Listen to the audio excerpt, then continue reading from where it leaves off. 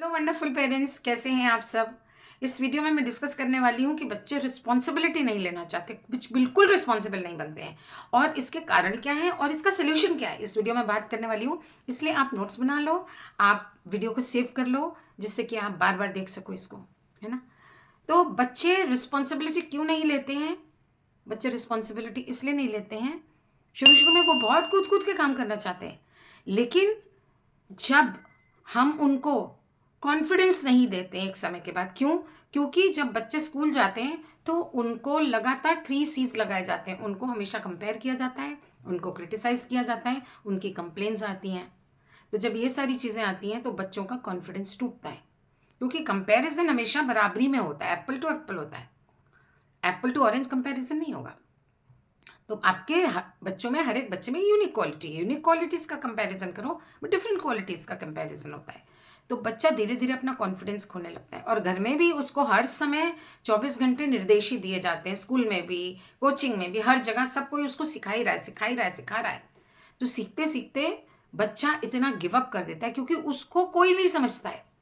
बच्चे को कहीं नहीं समझा जाता है ना, घर में माँ बाप समझते हैं कि आखिर वो कहना क्या चाह रहा है, आखिर उसके मन में, दिमाग में चल क्या रहा है, उसकी भावनाएं कहाँ जा रही हैं। Nobody has time to understand. Schools के पास तो बिल्कुल ही भी नहीं है, सिर्फ इंस्ट्रक्शंस दे दिए यही करना है, हर 35-40 मिनट के पीरियड में यही करना है तुम्हें। ट्यूशन्स में भी वही है, आते जाते भी वही है, अड़ोसी पड़ोसी मिलने सब बच्चों को कुछ ना कुछ सिखाते रहते हैं। उनको समझने की कोशिश माँ बाप तक नहीं करते हैं, क्योंकि उनकी माँ बाप की भी सबकॉन्शियस की रीप्रोग्रामिंग कर दी गई है ना स्कूल वालों ने।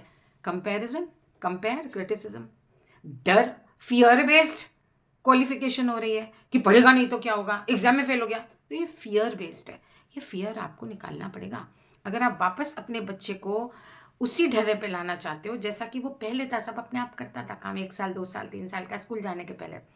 तो आपको, आपका बच्चा आज किसी भी एज ग्रुप में है, मैं आपको फॉर्मूला देने वाली हूँ, उस चीज़ को आप इम्प्लीमेंट करेंगे ना, सिंपल सी है चीज़, तो आपका बच्चा वापस से रिस्पॉन्सिबल होने लगेगा, आपके नज़दीक आने लगेगा, आपसे अपनी भावनाएं शेयर करने लगेगा, है ना।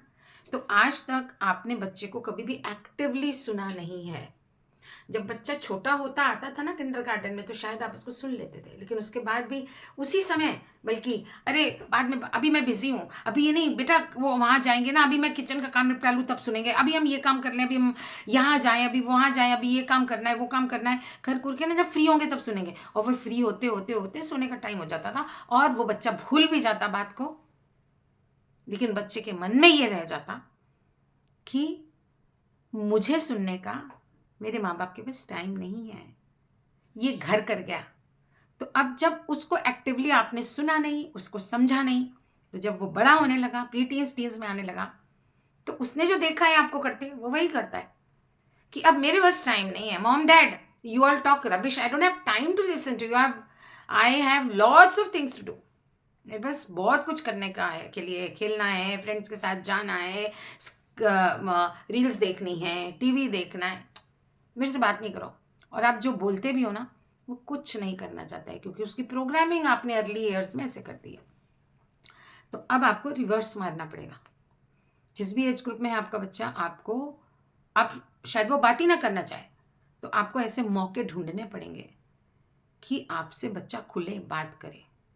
आपको अपने व्यवहार में बदलाव लाने होंगे, आपको इंस्ट्रक्शन देना बंद करना होगा, आपको कनेक्शन बनाना शुरू करना होगा, आपको वर्स्ट सोचना होगा और बेस्ट करना होगा। वर्स्ट केस सिनारियो में मान लो आपका बच्चा पढ़ाई नहीं करता है 6 महीने, 2 महीने, 4 महीने, 1 साल, लेकिन वो 1 साल ज़्यादा इंपॉर्टेंट है आपके लिए कि उसकी पूरी ज़िंदगी पड़ी है। रिपेयरिंग यहाँ करनी है, तब गाड़ी लंबी चलेगी, लेकिन अभी गाड़ी बिगड़ रही है, उसको ठोकते पीटते रहेंगे, चल चल चल चल, तो वो तो हमेशा के लिए बिगड़ जाएगी, और यही होता है।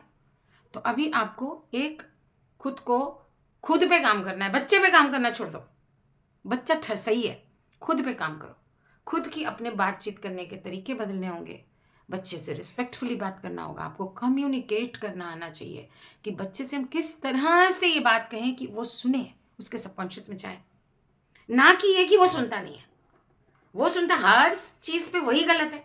हमें खुद को जांचना है कि क्या मैं ऐसे कह पा रही हूँ कि वो समझे, मेरी बात उसके दिल दिमाग तक घुसे, उस तरह से रिस्पेक्टफुली उसको इम्पोर्टेंस देके, उसकी इंडिविजुअलिटी को रिस्पेक्ट करते हुए, उसे जज ना करते हुए, उससे किसी तरह का क्वेश्चन ना पूछते हुए आपको बात करना सीखना पड़ेगा। और जब लगातार आप सीख लोगे, जब लगातार उसके ढर्रे में ढल जाओगे, तब उसके सबकॉन्शियस को हिट होने लगेगा कि अरे कुछ बहुत बड़ा चेंज आ रहा है मेरे एटमॉस्फेयर में, मम्मी पापा के बिहेवियर में। तब उसके सबकॉन्शियस की जो घंटी बजेगी ना, तब उसका ढर्रा चेंज होगा। क्यों? क्योंकि अपने में परिवर्तन करके आप अपना एनर्जी सर्कल चेंज कर लोगे, अपना ऑरा चेंज कर लोगे। और अब तक नेगेटिव ऑरा में जो था बच्चा, अब आपके पॉजिटिव ऑरा में आएगा। आपके ब्लैक एंड रेड ऑरा में था, वो गोल्डन वाइट ऑरा में आएगा। और यहाँ से आपकी वाइब्रेशंस के थ्रू उसके अंदर चेंजेस आएंगे। ये आपको करना पड़ेगा, इसके अलावा और कोई चारा नहीं है। सो चॉइस आपकी है, डियर पेरेंट्स, कि आपको करना क्या है। और ज़्यादा डिटेल में जानना है तो मैं वेबिनार्स करती रहती हूँ, लिंक डिस्क्रिप्शन में दिया है। मेरे व्हाट्सएप ग्रुप में आ जाओ, वेबिनार कर रही हूँ, फ्री रहता है ये वेबिनार, और आप खूब सारा सीखो, इसमें आके इंटरेक्शंस करो, डिस्कशंस करो। See you in my WhatsApp group. Take care, bye bye.